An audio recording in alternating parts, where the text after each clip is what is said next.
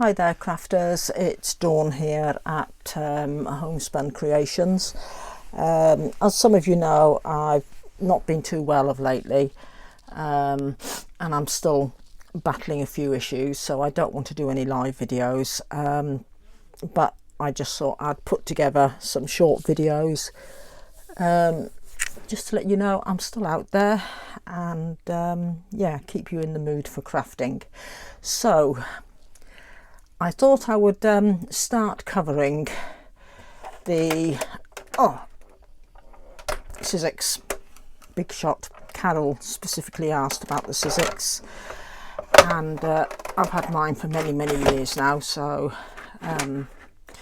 my plates and everything are all a bit bowed and battered and everything else, but that doesn't matter, it still works. And I'm going to start back at the very beginning. Now, when I had a shop and we used to do card making, we always, once, twice, sometimes 3 times a year, we would run sessions on embossing and die cutting machines, because there's a lot more you can do with them than, you know, just embossing and die cutting on card. So that's what I'm going to show you today on this video. So I'm just going to run through what I've got here, which is just some basic, and we're going to start with embossing. This video is all about embossing.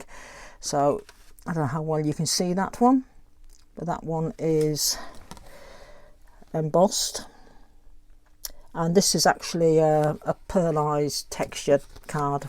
All these bits I've been using, they're all just scrap bits, so nothing special. Mirror card always comes up lovely when it's embossed. I'm sorry, I've got a bit of reflection going on there from the window because I'm sitting right in front of it, but yeah, mirror card is always another good one. Your plain basic card, which is good for your backgrounds and that. And vellum is often overlooked. I don't know how well, let me get him up the right way.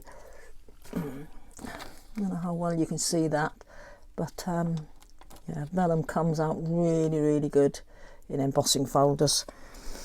And then we start getting on to the more technical side of it, and one of them of course is the inking, to enhance the embossing, and there's adding embossing powders as well, and there's another one using some embossing powders. So we're going to start at the beginning, and this doesn't just apply to the Sizzix Big Shot, it applies to any of, you know, Cuttlebugs, or I can't think of any others that are sort of really out there, but off the top of my head, I mean, sitting here on my shelf, I've got Cuttlebugs, I've still got my old raspberry, Sizzix raspberry. I think I've got about 4 or 5 different embossing machines, and I've had them for many a year. So whatever machine you've got, there will be a combination of plates. So for the Big Shot, you have your base plate, and it actually shows you on your Big Shot which combination of plates you want. Then you have what should be your good plate, which will go on the bottom, but unfortunately sometimes my good plate has ended up on the top. And then you've got your working plate, which is exactly the same as a good one, but it's one that you keep specifically for working. And this is the one that ends up bowed and cut into and disfigured, and but it still works. Don't worry about it becoming mashed up. I'm not a big fan of the electric run embossing machines and die cutting machines, because I think you're limited where you can use them, and I have seen quite a few people have issues with them. Too much to go wrong, whereas these are fairly simple. They have their suction feet on the bottom to hold it in place. You should use it on a nice flat clean surface, not like my messy table here. They are quite weighty, and under here you can't see, but under there is where your pressure roller is, and by turning the handle, works just like the old mangle. You turn the handle and the pressure roller goes round. You can put your hand under there and you can feel it going round. That's what pulls your plates in and embosses or die cuts, whatever it is you're doing at the time. So, embossing folders. I just pulled out just one box this morning, and I've taken just some of the folders out, and I've just pulled out some background ones. Nothing specific. There's a Cuttlebug one there, and yeah, so it doesn't matter what folders you use really. There is more technical folders that we'll get into over time, but not today. Right, so I have cut myself and dug in my scrapbooks for lots of bits of card. So first one we'll go for that pink, which is what I did the delphiniums on, which was, where is it there? Is it delphiniums? Are they delphiniums? There's something like that anyway. Now in your embossing folder there'll be one side which you can feel is totally raised up, and the other side it's more in. Your inny side is your top, your outie is the bottom. Some of them have actually got a drawing on the outside so you can actually tell, but some of the older ones or some of the other brands haven't. So again, that's my outie side, so that I know goes underneath. That's my inny side, and that's going to go on top. And really it doesn't really matter depending on the effect you want, but on a card like this where you've got plain on one side, a nice pearlized effect on the other side, I want my embossed image on this side. So bit of card into my folder,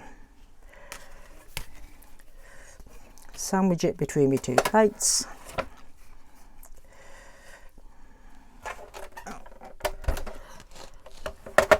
Oh, I have to move it over there, otherwise it's going to hit the camera leg, and then just run it through.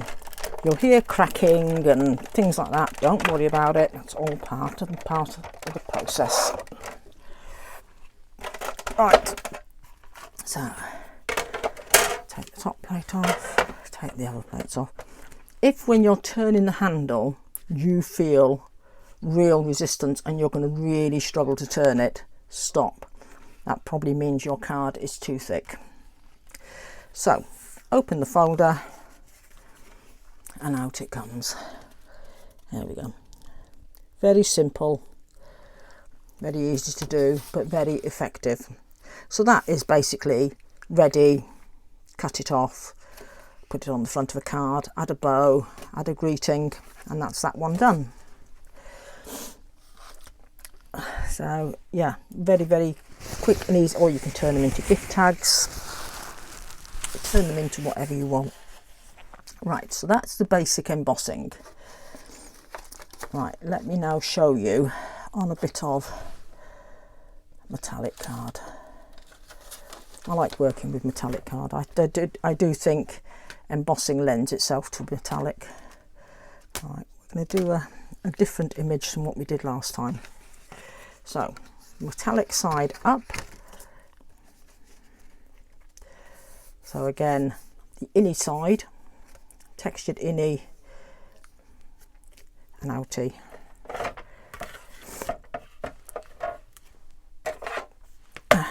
Into the machine.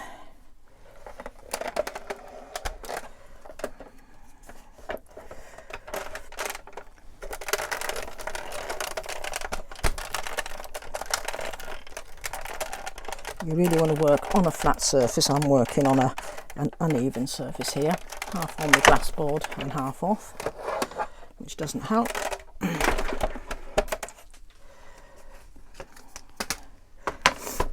Right, take the plates off. There we are. One lovely embossed image in metallic.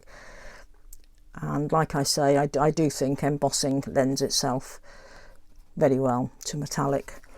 So again, that is ready to be cut down, just trimmed up, add a greeting, add a small embellishment or whatever, and it's done. That's it, complete. So that's that one done. Right, what shall I show you next? A bit of vellum. Let's do a bit of vellum. Again, this is something I think embossing lends itself to.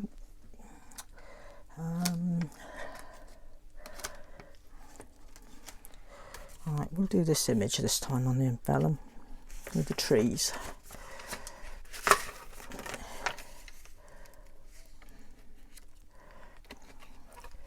So, put my sandwich together.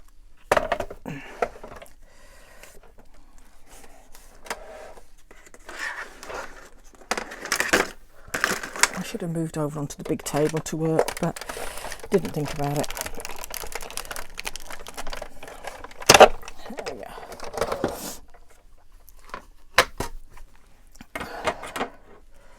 Right.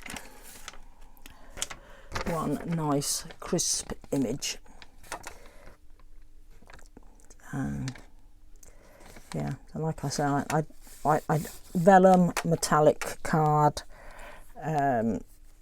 You know, this is what I really think embossing lends itself to, because you can see all the detail there. You know, it's all there. It's lovely and textured, and it's just a great addition, you know, to a card if you're doing card making. So we've done them. We've done the vellum, we've done that. Right, I'm going to show you some inking up. I'm going to use this folder, which was the Love Heart one.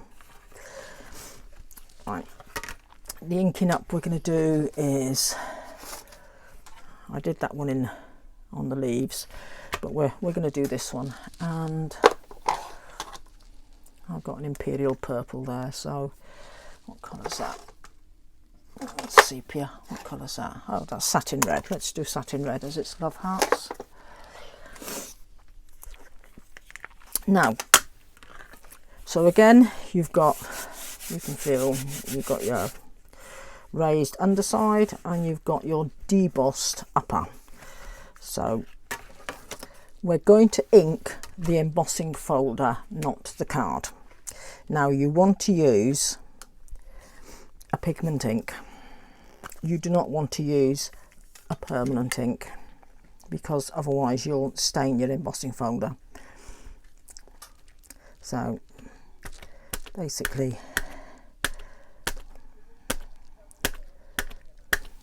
ink up your folder.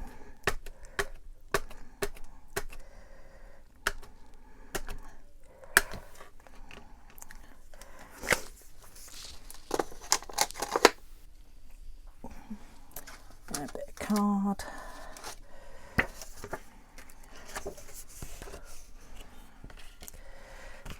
I'm going to use the wider bit.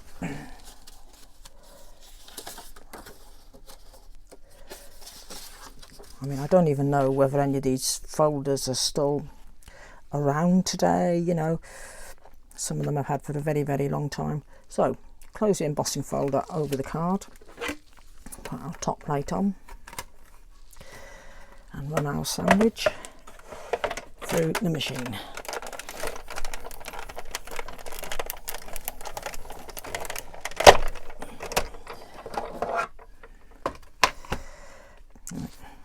Remove our top plate,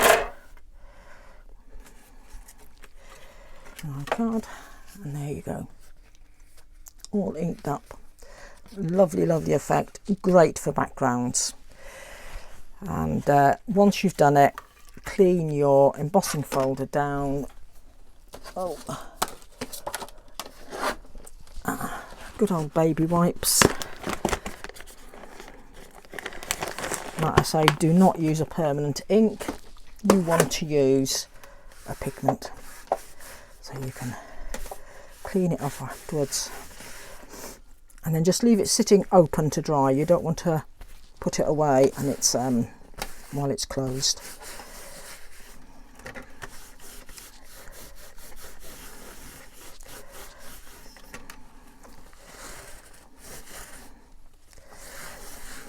You can just pop them into a bowl of soapy water to clean off if you want.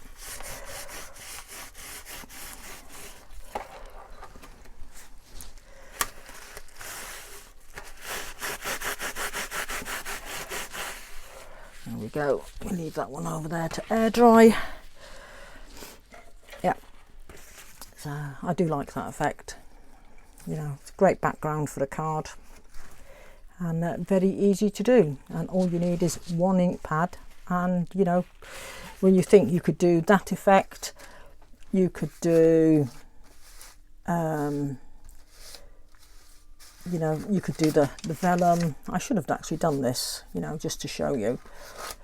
You could have done the metallic card, you could have done the plain embossing, you could have done it all out of the same card, and every single one of them would look different.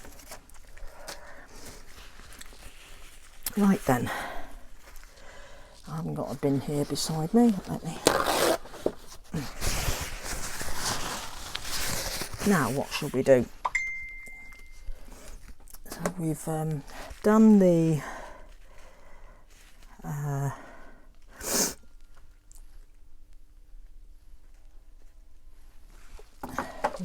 the inking of the embossing folder. Right, another one when I'm going to show you inking of the embossing folder. We're going to do this one, and this time we're embossing and we're heat embossing as well. So again, the sticky uppy bits,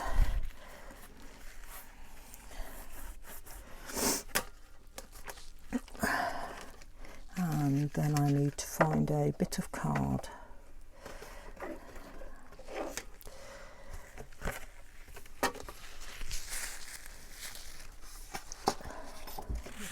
Right, yeah, that one will do. Put that to one side a minute. Right, for this one we're going to use an embossing ink pad. It's completely clear. It's not, this one's got a hint of pink to it, tint of pink I should say. Shouldn't really do it on top of my plates. That's why I've got the glass mat there. And we're going to ink all of that up. We can't really see it, but it's there.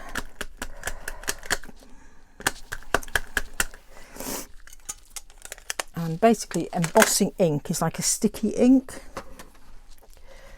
So I don't know if you can really sort of see it on there, but it is on there. And we're going to put our bit of card in, close the folder, top plate on.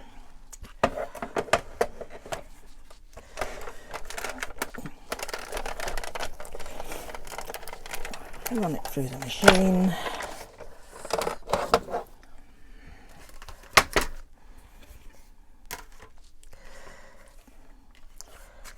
Now, there's not a lot to see. It looks just like it's a plain embossing, but actually the ink is on there.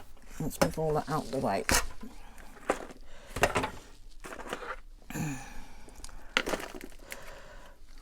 Right. So, what colour embossing powder should we put on? I want something that's going to really, that's rather black. Something that's going to really show up well on camera. Sprinkle on our embossing powder. which looks rather dull and very uninteresting, and you might think, oh my god, she's used a whole pot. You're not using a whole pot, but tip it all on and then you're knocking it off.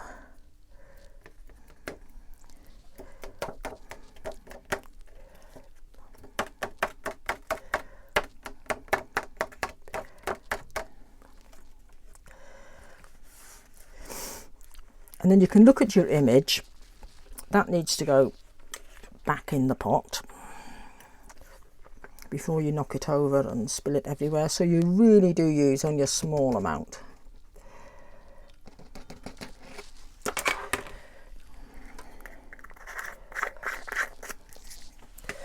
Look at your image, and if there's any bits you sort of think, oh, I didn't want embossing powder there, or I don't want it there, like say on his little hat there, with a fine paintbrush, just brush it off, tidy up your edges.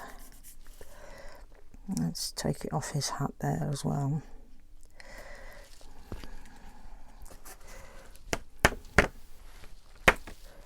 Give it a bit of a flick, and then we have to use a heat gun. You cannot use a hairdryer. It has to be a heat gun, a proper heat gun.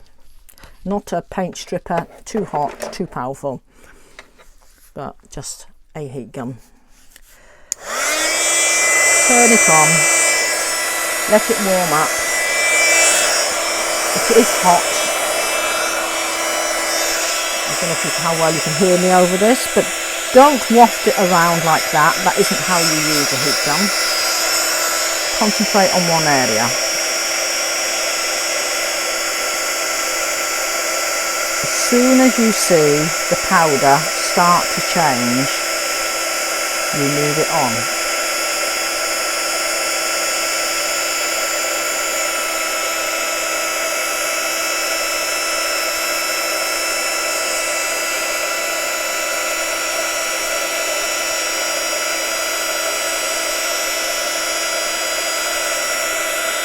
And what you're doing with the heat gun is you're actually chasing the powder.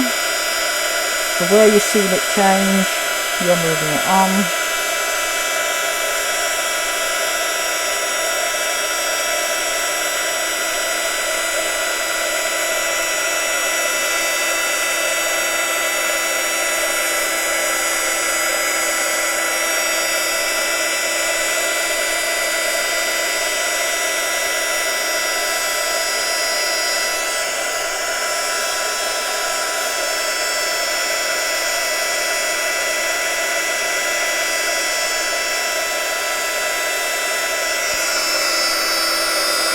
You can see that changing on camera. Yeah.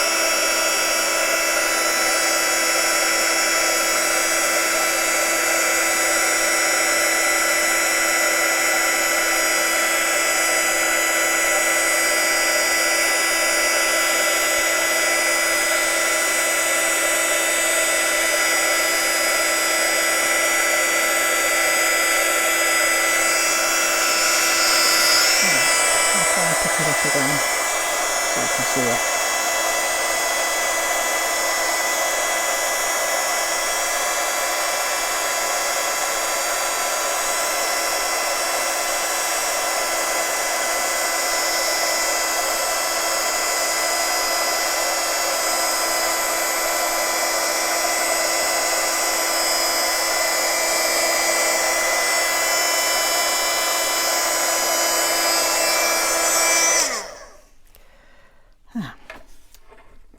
So that is it, heat embossed. Lovely, lovely effect. Heat embossing is just magical. Right, with it switched off, let me just show you that. That's about the distance you want away, roughly 10 centimetres. You don't want to be up close, you'll burn it. You know, and you just keep moving it along, you know, where it's the powder is basically melting and changing. So, but again, once it's done, once it's done, you know, it's done. Now another thing about heat guns is whenever you're finished with it, unplug it. I know of someone who had a nasty accident in their craft room. They just used to leave it switched off on here, and then something fell off a shelf up above, knocked the switch, you know, fell, knocked the switch, turned the heat gun on, and of course it unattended, it can cause a fire. Always unplug it, never leave it plugged in. So that's that. So we've covered the heat embossing after you've embossed, plain embossing, metallic card, vellum,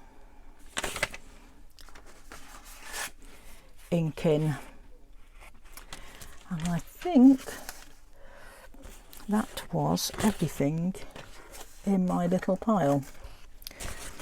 So I'm going to leave it there.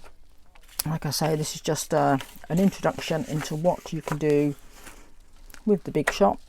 So we started with the basics of embossing, and next time we'll go on to some die cutting and show you how all that can work. So take care everybody, and hopefully within the next couple of weeks I'll be back to doing some live videos. But in the meantime, take care. Any questions, just pop them in the group. Anything you want to see me demonstrate, pop in the group. I can cover majority of crafts, you know, from tatting, lace making, knitting, crochet, sewing, machine embroidery, hand embroidery, paper crafts, jewellery making, all sorts of things. So anything you want to see demonstrated, or you know, any bits of equipment, just let me know, and if I can do it, I'll do my best to oblige. So take care everybody, and catch you up with you soon.